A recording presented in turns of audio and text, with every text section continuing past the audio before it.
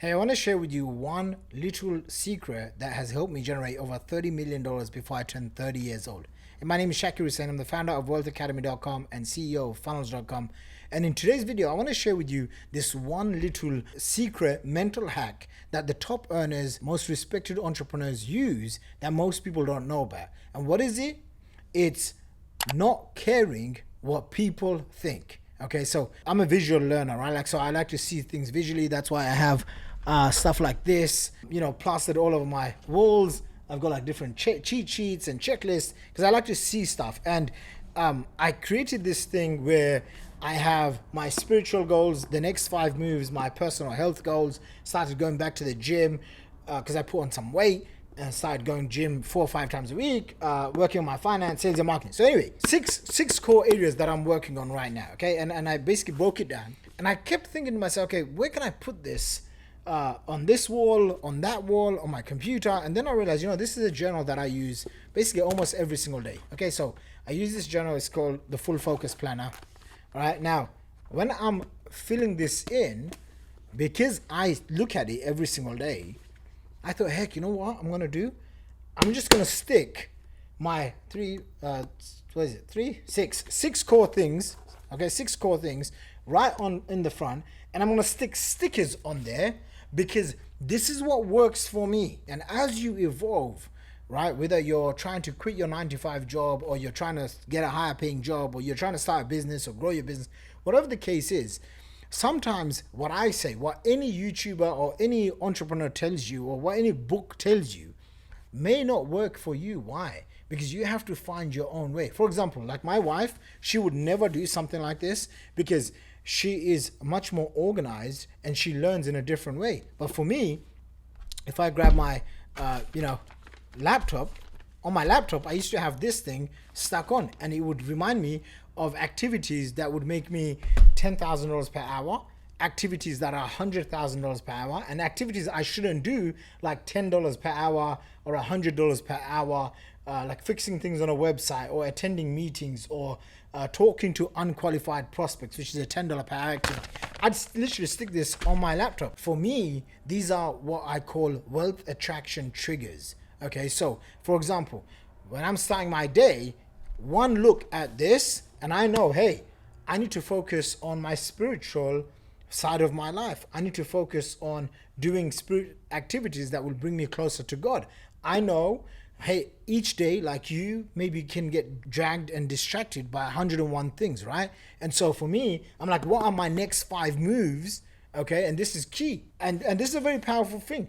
I focus on my 15 big moves for my company, maybe 1 to 3 years out. But then I focus on just 5 core things, the needle moving activities in my business. And from those 5 things, I'm only focused on one thing per day. So I don't even overwhelm myself, or if I find myself overwhelmed with so many different things, I go back and I'm like, hey, what are my next 5 moves? And boom, I just laser focus in and suddenly nothing else matters. Does that make sense? So this is a powerful thing as well that I've seen almost all the successful entrepreneurs that I've paid for, I've spent time with, that they know how to prioritize the most important thing. Most of the things that you do in your business, that you do in your life right now, you can delegate it, you can eliminate it, you can automate it, you can fully outsource it.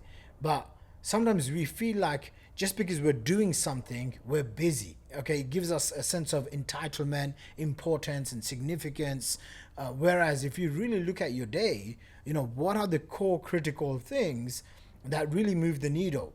I just made a video on why I took 18 months off. And I took like 18 months off for my core business, a business that has literally generated tens of millions of dollars.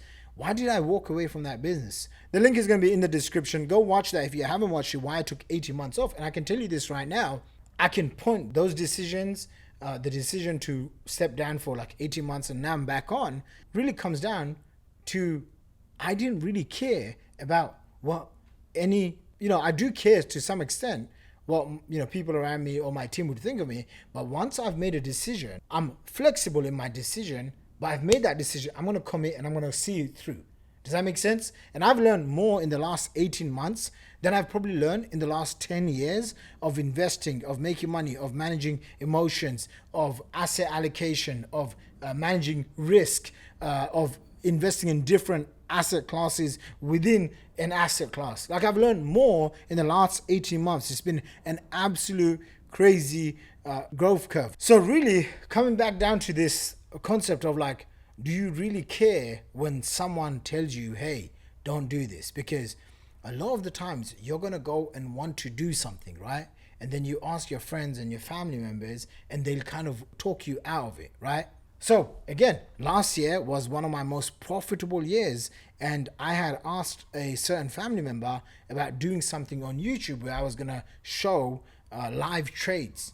And for some reason, okay, they kind of talked me out of it. 1 year, 18 months later now, I realized, hey, you know, if I did this, it would have helped a lot of people.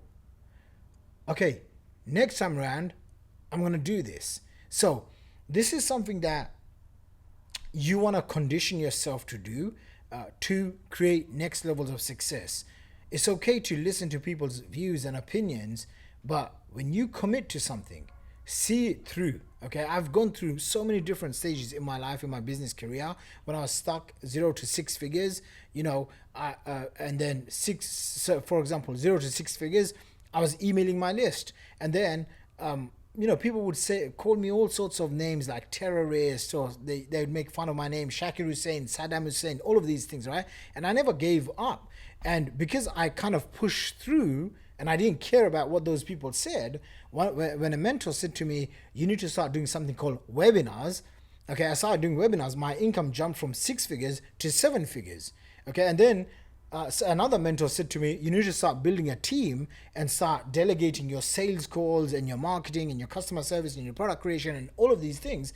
And I was like, whoa. Now, if I went and I started seeking approval and validation and from, you know, every Tom, Dick and Harry, or every single person in my family or my friend circle, remember, most of the time what you want to achieve, your friends and family, the people closest to you, they haven't achieved it. Does that make sense? Okay, they just haven't achieved it. So you going to them for advice, it's almost like a contradictory thing where, you know, whatever they tell you, they're going to give it to you from their own experience and their own expertise, which sometimes is not right for you. So I've gone through multiple stages in my life, going from 0 to 6, 7, 8 figures, multiple 8 figures. And now even when I want to get to the next level, 9 figures, you know, I can tell already some people are like, what's he doing? Why are you doing this? And I'm like, that person hasn't made $100 million. Why am I listening to them in this regard? Does that make sense? I can hear them out. I can appreciate their input. But if I start taking advice from every single person on how to grow my company to the next level, they haven't grown to $100 million, how does that make sense? So next time, catch yourself out when you feel like you're seeking someone's approval or someone's validation, or it's like you need someone to give you permission. You don't need permission from anyone, okay? If you need it, I'm giving it to you right now, okay? Seriously. That's like one of the biggest challenges people face in the coaching course industry is that they face imposter syndrome. They feel like they're not good enough. They feel like they're not an expert. I guarantee you 99% of the time when you want to teach someone something, when you want to create something, you know more than the majority of the people that you're going to teach to. That automatically makes you a level of, you know, some level of expert, right? As long as you know, you know, a few things or many more things than the person that you're teaching. So anyway, to wrap this video up, went on a rant, but this is what's on my mind. Stop caring about what people are thinking about you. Most of the time, they're not thinking about you. If you think they're caring about you, trust me, people have their own issues all the time. So work on yourself so that you don't get affected by, oh yeah, what is her and she, him gonna think of me, that holds you back. So with that being said, if you like this video, like and subscribe, leave me a comment on something that's holding you back and that you've been caring, and commit to, hey, I'm not gonna care, I'm gonna do whatever I need to get done to reach your goals. I'll see you in the next video.